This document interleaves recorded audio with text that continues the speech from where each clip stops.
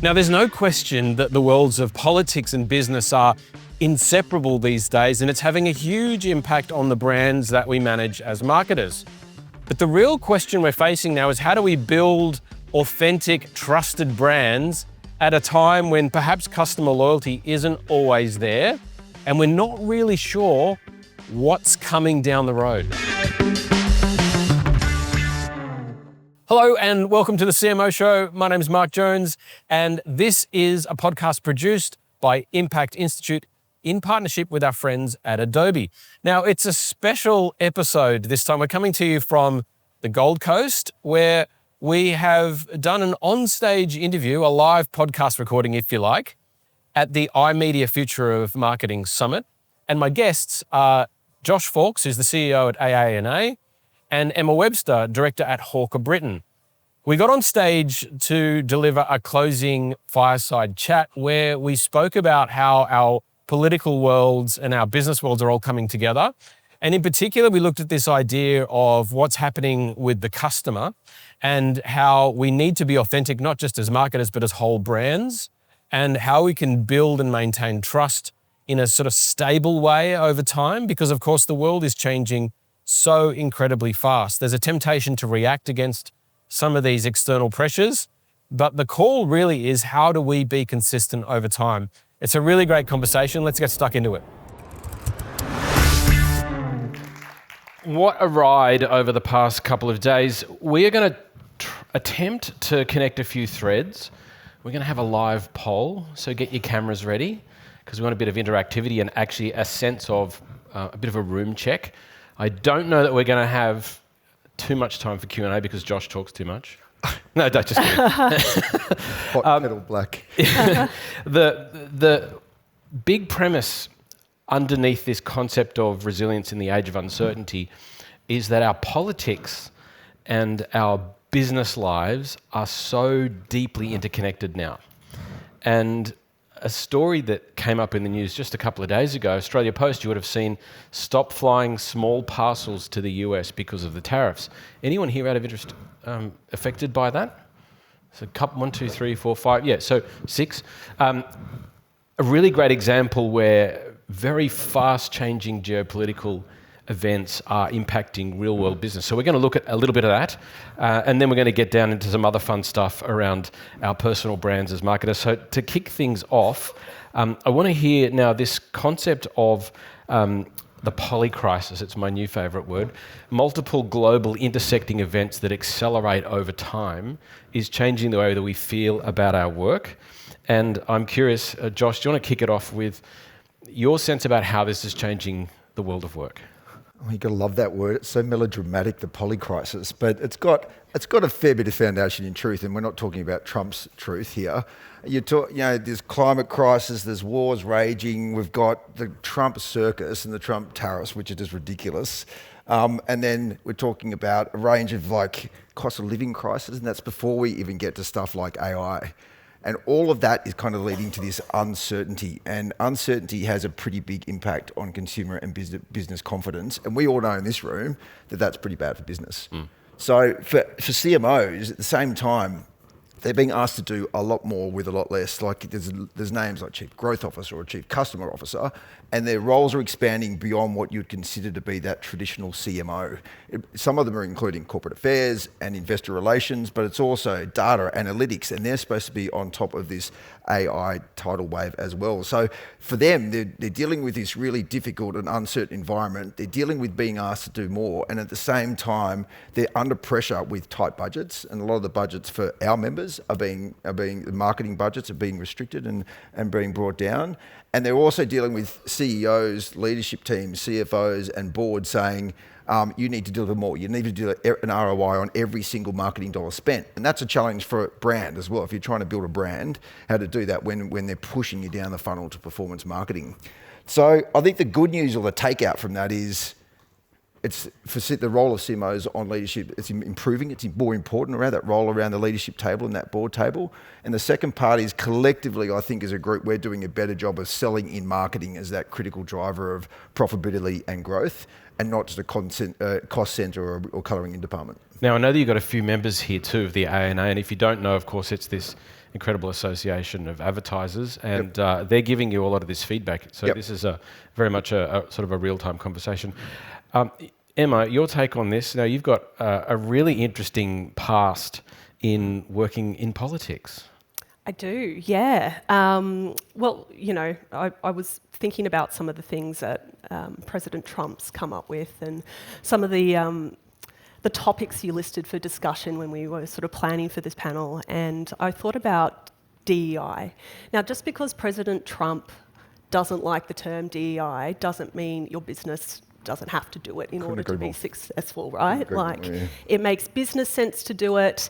You know, like the importance of having diverse views for employees to feel safe, all that sort of thing. But you can do it and not say it, right? So that's probably my key takeaway here. It's knowing who your customer is and staying true to your values. And, you know, unless there is some massive reason as to why you should go out on a limb and say something or back something in the political world, I think it's probably not advantageous. Just stick to who you are, get your core business right, and you'll be okay. And just for some very quick context setting, you used to work with the former Prime Minister Julia Gillard back in the day. Yeah. Yep. And everyone's like, hooray! You know. Yeah. How different is this environment to those times in terms of this dynamic? We're speaking about the incredible impact of politics at speed.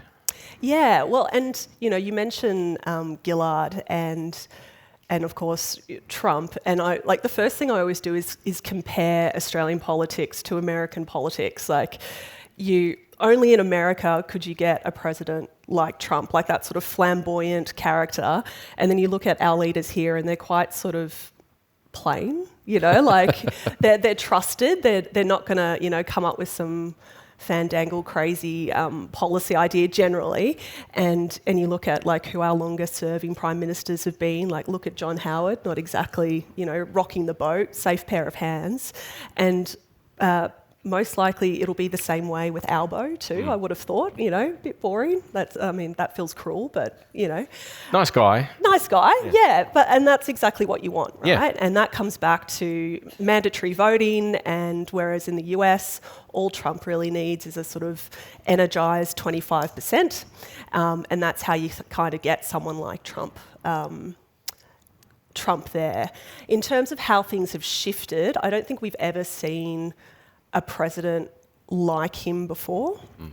And it's that sort of unexpected nature of what's he going to do next? Yep. You know, is he just saying this to get another story off the front page and we're never going to hear about it for 2 weeks? Like, I don't think I've heard about that, the tariff on Hollywood productions since he announced that a few months ago. Like that just sort of disappeared. It sort of rattled the cage for a while and then it disappeared.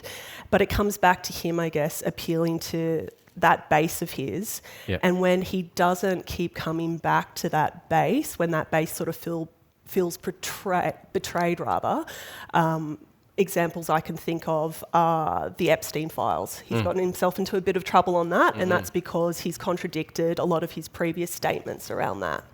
Or prior so it's time to change the narrative and move on. Exactly, yeah.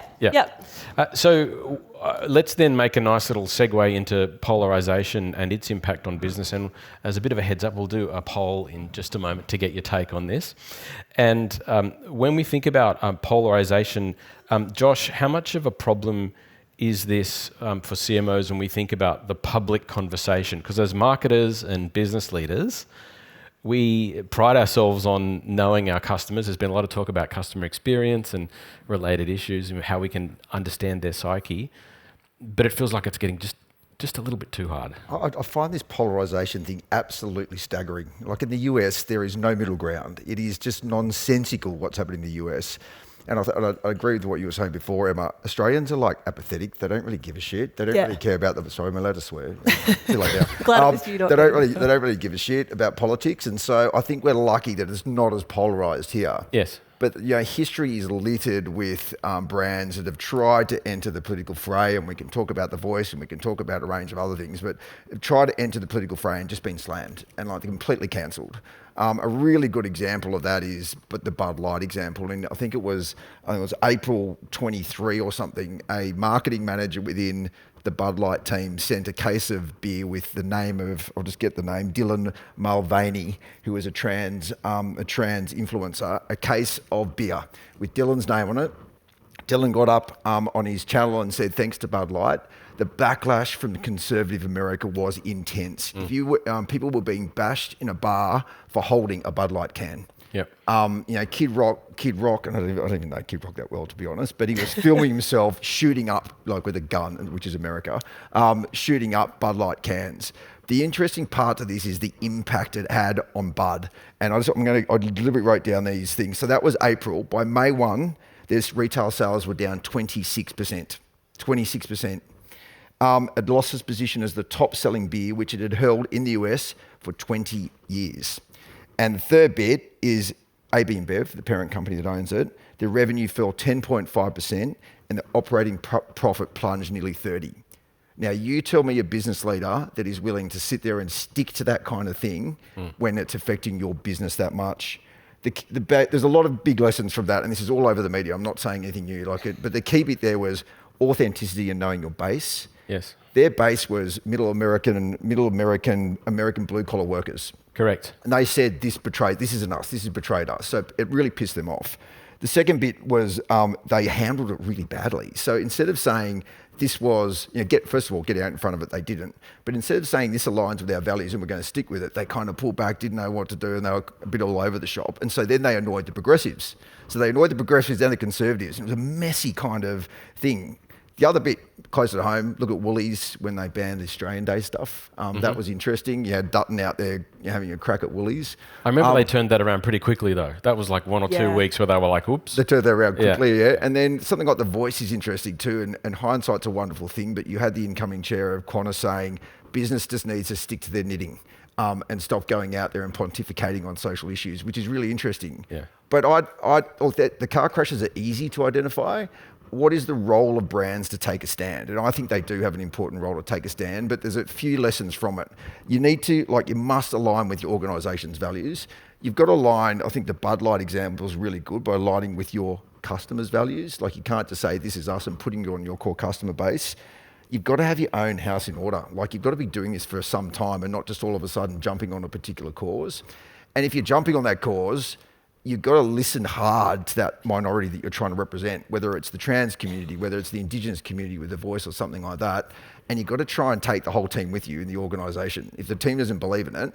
So it's just some of that stuff. I love that intersection. My favourite intersection is what's the right thing to do and what's good for business. Yep. Something like people with disability. We do a bad job of advertising to people with disability. It's 20% of the market. So we're missing out on 20% of the market. So that's good for business and the right thing to do. And I think that's where if you can find that intersection and aligns with your values, you've got the runs on the board, then brands should be able to take a stand. Yeah, and it's a great vote for consistency over time. The reference to The Voice is interesting. Yes. Emma, what's your take? Well, I was going to talk a bit more about Qantas, and then I was like, I wonder if anyone from Qantas is in the room. No, they don't. Yeah. Absolutely agree everything you've said there. The only thing I'd add as well is when it came to The Voice and Qantas, a lot of businesses put out statements backing in The Voice, but it may have just been a short statement on a website. They weren't at events with the Prime Minister, with a plane that was painted, while at the same time, in record numbers, people were losing their baggage, flights were being cancelled. And to go back to the Bud Light reference, and that apathy that Australians have. It wasn't like Australians were getting guns and shooting Qantas planes or anything like that, but they were just annoyed, They wanted Qantas just to do their core business right, put me on a plane that runs on time. And then the other thing that Qantas do well is they sort of tap into who their workforce are, and they had an openly gay CEO, and they've been very upfront about equality and marriage equality and that sort of thing, and that sort of looks at their workforce too. And in Sydney a couple of years ago, when one of their flight attendants was murdered by a previous partner, Luke Davies, they had a float in Mardi Gras, and I think everyone really respected that and appreciated that. But then it was it last week or the other week, there was a ruling from the Federal Court of Australia that said Qantas had to pay $90 million to workers and the Transport Workers Union, and you're just sort of like, well, do they actually care about staff? Do they not? So, yeah, I think it just comes back to actually getting your core business right. Just an interesting angle I just want to add there. I think most people in this room will know this, that consumers vote with their feet in their wallet. Yep. Like, there's two really good examples there, and that's Unless you've got a great loyalty program. Yes. They vote with their feet in their wallet. So at the moment we're talking about what the organisations are doing that way out, but the consumers often decide this. You look at the Costco and Target example in the US. In January, Target pulled back all their DEI initiatives in response to the Trump stuff, and then Costco said, "No, we're sticking to it." And the response was amazing. So there was a full boycott on Target for 40 days. Their foot traffic plummeted. Their sales fell 5.7%, which is big in that world. And their stock dropped 12%. They lost 12.4 billion off the stock. On the other hand, Costco, who really doubled down and said, no, this is part of our values, it's part of who we are. They had 13 consecutive weeks after that, this is just January this year, of increased foot traffic. 7 million more people came in. So it's like a pretty good swap. And their revenue increased by 10%. So I think the consumers, it doesn't matter what, I'm not going to say it, right? It doesn't matter what Trump says on the other side of the world, or what he's saying about DEI. The consumers still consider this when they're purchasing, and they will decide what happens, not what Trump says. So now if we then move into the concept of resilience and adapting with intent, what do you think resilience looks like for us as leaders, and particularly in a brand? And I guess, if you think about, Emma, your experience in politics and resilient politicians and some that aren't, Yep. Are there some lessons that come to mind, or perspectives you think apply from that world to how we think about sustaining the right sort of focus over time as brands? Well, when you mentioned that, I immediately thought of an expression you often hear sort of around politics, and it's like, today's scandal is tomorrow's newspaper that wraps up fish and chips. I butchered that, but for young people, they used to arrive at home and and they used to print news. So I think any scandal can generally be weathered, and it's just about coming back and doing the job, and with enough time, people can generally forget things. How do they do it? Like, how do they keep going? The mindset of these politicians, because I think there's something that sort of translates to our leadership world, right? I think there has to be something personal in it. I often think about Barnaby Joyce, who was, kicked out of cabinet because it was revealed he was having a relationship with his media advisor. He went from that to then becoming deputy prime minister, kicked out of cabinet, then, basically the highest job you could get in his party. And then, was it last year, he was on the streets in Canberra drunk on a phone call, and people just... Well, it's Barnaby. Yeah, it's Barnaby, and people kind of love him, and he does an interview or he posts a video where he's, standing on the back of a ute talking to the clouds or whatever, and people just like him. He's authentic. He's the authenticity piece comes back. Exactly. Like, he's not pretending to be anything he isn't, and I think people are more forgiving when he's just upfront and who he is. So we just heard a great case study in the session before on Mecca and how much people love that brand. And a lot of amazing. And a lot of brands aspire to be loved because of all the benefits, right? Just on, so Mecca launched its massive building in Melbourne last week or the week before. It's the biggest beauty store in the world. What? Yeah, well, there you go. And in the world. The Premier of Victoria and the Lord Mayor of Melbourne went to it, and I saw TikToks of them like dancing at the opening, and it was like, this is like, the people love this brand so much that like our top Melbourne leaders are there. Kate Blythe, who's the CEO of Mecca, is doing an incredible job. Yeah. Everyone looks to Mecca about customer experience. Right. And that is insane, the tier thing, that people go and shop to keep their... I didn't even know what a loop, or whatever it is, beauty loop is, but it is an incredible masterclass on how you do customer experience. And Mecca is doing it better than anyone. So we think about the equity that's built up in a brand like that, right? It actually gives you a lot of license, but at the same time, you've got to stick to your knitting. Mixing my metaphors here. I don't even know. Makeup. Anyway. Yeah. But the point is, there's a lot of license to move in some spaces, but at the same time, they're still nervous. So what's your take on the way that brands can navigate this and stay resilient when there's a lot of pressure, even for a brand like that? Look, and unfortunately, just tying into what we said at the beginning about Polycrisis, like this is a really complicated and difficult, it's a tough operating environment for everyone. At the moment, resilience kind of feels like survival. Like it's not just for the CMO or the senior marketing leader or all the marketers in this room, you're talking about survival of the brand. And everything has been bet on AI for the last couple of days. And that's, I think, the only way you're going to survive at the moment is not put your head in the sand when it comes to AI and all the uncertainty. But it's that, that metaphor of you're in a storm. You can either, try and resist the storm as much as you want, or lean into it and lead and sail through the storm and take advantage of it. And I think that's really where resilience is going to come at the moment. Switching your mindset to, holy shit, there's a lot going on at the moment. How do I deal with it? Or to, I need to just get ahead of this and lead. And that's what I think is going to it's going to affect that resilience within the industry. Can I add something to that? So cyber attacks have kind of become like a common crisis that we see with a lot of brands lately. And one of the first prominent ones was with Optus, I believe. Yep. And the way that was initially responded to was probably a case study on what not to do. And looking at it from an outsider and not really a marketing person, it was like, this response looks like a response that a lawyer wrote, like it was... Probably ChatGPT. Yeah. For the lawyer. For the lawyer, yeah. It's like, AI inception. And then the journalist wrote the story using... Anyway. Yeah, like it was like... It didn't focus on the customer. It didn't focus on what was at risk for them or how frustrated it would have been. It was just them trying to cover their butts. And I think that just made it worse. So let's stay with the question of the customer and keeping up with changing customer expectations. This is a perennial challenge, is it not, Josh? Yeah, I think at the moment it's everyone talks about hyper-personalisation that comes in and out of fad, but at the moment with AI, is that going to become a reality? But the expectation of the customer about how you deal with them, going back to Mecca, it's an incredible experience throughout every part of the journey. And that's where Mecca has absolutely landed it. It's not just one touch point, it's all of it. And so I think customer expectations are shifting significantly and expecting a lot more out of brands.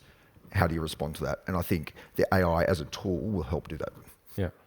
If you go back a little while, there was a lot of social pressure within organisations. That was part of the DEI story and how we're going to change our workplaces. But it's interesting to see that shift.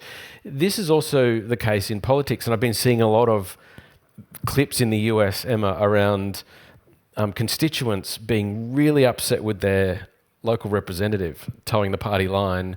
This is the core DNA of politics, is representation, right?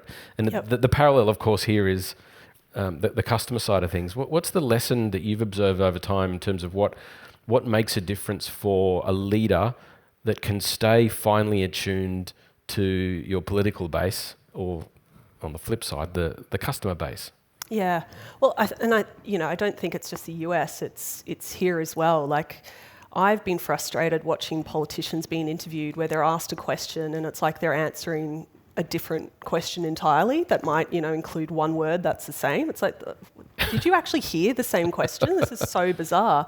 And I think that's what frustrates people. It's like, it's not real. It's like they don't care about who their constituents are. And it kind of comes back to that authenticity piece as well. Like, it's like they're just trying to pull the wool over your eyes, or they're trying to get away with something or do something dodgy. I think, if you do something wrong, you own up to it. Like, it's honesty, it's authenticity, and it's just like not trying to say something else. Just be upfront. I'm going to challenge that. Yeah. That's not what happened with Trump. So Trump came with his four-word slogan, and he constantly lies, and he constantly just moves on to the next bit, and it's been effective. It appeals to his base, but simplistic messaging said over and over again, and there's not that authenticity really. It's Trump just trying to get ahead on a lot of the different bits. So I think it's different in Australia, but for Trump, it's been incredibly successful. Like he just won an election again. I don't know the opponents, and there's lots of different bits behind it with really simple messaging. How would you both summarise the mood of the Australian community right now in that context? So if you think about, these are our customers as marketers and people who we've talked about frictionless. Like I said, we love things being easy. We don't want complication, right? We just want stuff to happen. Don't make it too hard. And at the same time, this sort of stress. I think all of this starts to play into how we need to think about that from a brand strategy point of view. I love this question. Do you mind if I go first? Yeah, go for it. So one of the most interesting things about the political analysis in the lead up to the last Australian election was that the baby boomers being pushed out by the millennials as the biggest group and the most influential political voting bloc. Yeah. And geez, I loved it because I didn't know this existed, but I'm probably an ex-millennial cusper, if that exists. That I don't know if they're still here, the behavioural scientist person. You're a generational demographic. slashy. But I loved yesterday when someone said about the millennials, they're no longer the young'uns because they're all 30 to 45, so they can't claim that, which is amazing.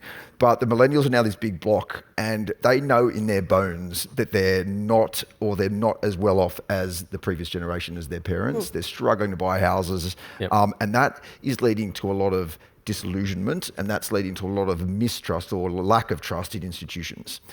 So that is a huge block at the moment, the most influential block, and that is hard to tap into. They want different things than the boomers want. They want different things than the X's want, and a lot of that comes down to trust. And we all know that trust is this difficult thing to grab onto and to build. But I love that concept about how things are moving away from the boomers, and the demographic stuff we saw yesterday was fascinating. But the millennials now are mistrusting of politicians and of institutions and of brands, which comes back to that common theme we keep going on, sticking to your values, sticking to being an authentic brand. If they can sniff that you're not being authentic, then your brand's going to be whacked, especially by that generational group. So I want to look at personal brands, and I've been thinking a lot about our role as marketers and how, of course, that's changing. And if we can bring up the poll, let's look at this question around personal brand. What's the most important quality in a CMO's personal brand today? And this is thinking about you in the marketplace, here in the community, and the work that you're doing. So adaptability, authenticity, visibility, and strategic thinking. So let's take a look then. People love the first response. Is that because it's easy, do you think? Yeah, first one there. Yeah, okay. Maybe. Starts the day. Yeah. Well, it's like politics where you go for the first one, right? You want to be top of the list. Yeah. Could be it. Could be. So authenticity quite clearly is coming up as number one, which is always great to see, to be honest. And missed one down the bottom there, of course, visibility and courage under fire. So just as those poll responses start settling down, it's quite clear that we're thinking about who we are today. Lessons from politics and business and your own experiences, Josh and Emma. The interesting thing that I've observed is that a CMO brings more than just experience and skills to the role. There's a sense of who they are as a person, their reputation in the community, and an expectation that they'll be a type of thought leader in their organisation. What's your take on how you're seeing that evolve?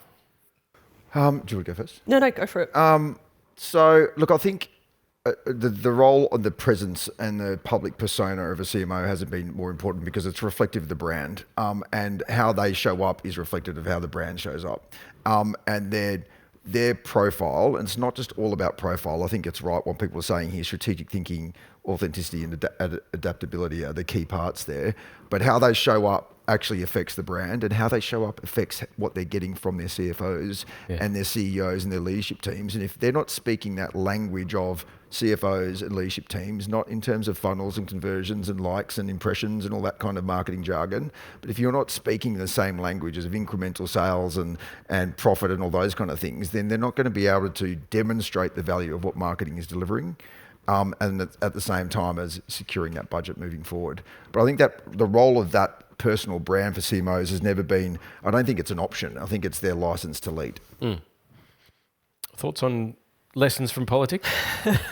I keep coming back to Trump, and I think about how he's just kind of like knocked the playbook out of there. Yeah, even just like visually, like he's just so easy to imitate. We saw the Italian Prime Minister do that the other day when she was sort of mimicking his mouth. Yes, and South Park, like so many people can't even say the word China properly now. Like they say it like Trump, like it's just, yeah, he's orange, he wears long red ties, like he's just, Trump is Trump, and there is an authenticity in it, and there's an authenticity in Trump just being absolutely chaotic and changing opinions on things. And, when his base is the most frustrated or annoyed by him is when he deviates from that. So before coming to office for a second time, he said he didn't want to be involved in international wars.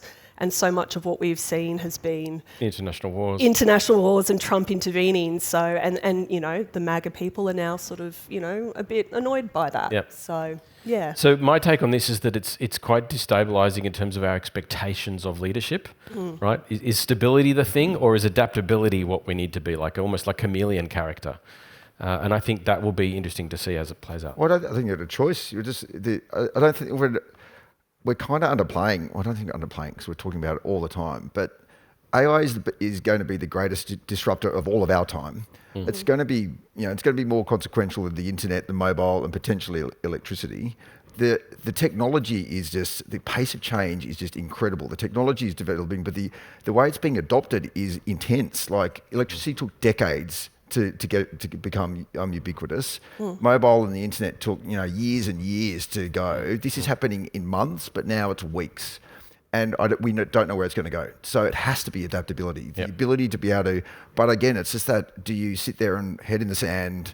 I keep on looking in my head. I've got the emu with the head in the sand, going, "Wow, this is a lot." Or do you sit there and say, "This is how we're going to differentiate our brand and get ahead"? Time flies when you're having fun. It does. Let's wrap it up with a killer question from both of you, or a response from both of you rather. But what's the mindset then that CMOs and heads of marketing need to take into the future as they think about moving from the survival mode that we've been discussing to actually getting back to a place of thriving and feeling like they're really making an impact? So Buddha said, when nothing is certain, anything is possible.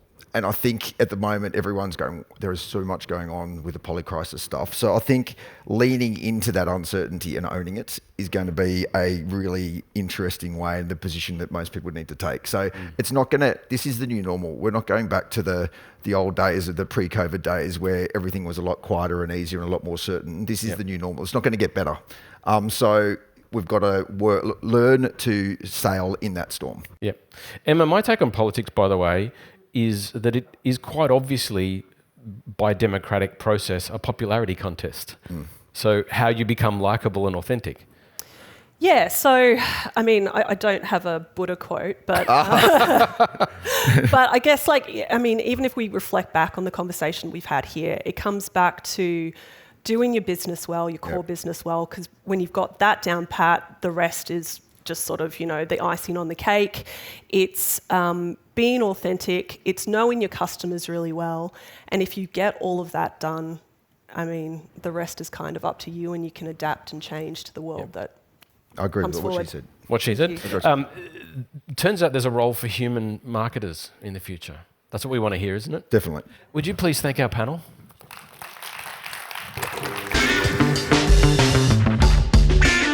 When you think about all these conversations, it's such a swirling vortex of issues that CMOs have to deal with. And thinking about the role of purpose in all of that, our vision as organizations is a great place to start, because when we want to have a consistent message over time that appeals to customers, that was the great reminder for me. I also liked the poll that we did, where it was quite clear that CMOs really value authenticity in themselves and their brands. So a great reminder to you as you think about your strategy going forward. And that's a wrap for this episode. Thanks for joining us on the CMO Show. We'll see you next time.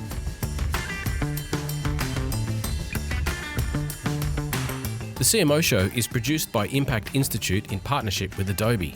ImpactInstitute is a professional services firm for purpose-led organisations. Our unique blend of impact consulting, brand storytelling and event services help our clients create meaningful change. This episode of the CMO Show was brought to you by your host, Mark Jones, that's me, and producers Kate Zadell and Kirsten Babels. Our audio engineers are Ed Chang and Daniel Marr. And a quick shout out to Adobe Experience Cloud, which gives digital businesses everything they need to design and deliver great customer experiences. Visit business.adobe.com to learn how Adobe can help transform your business.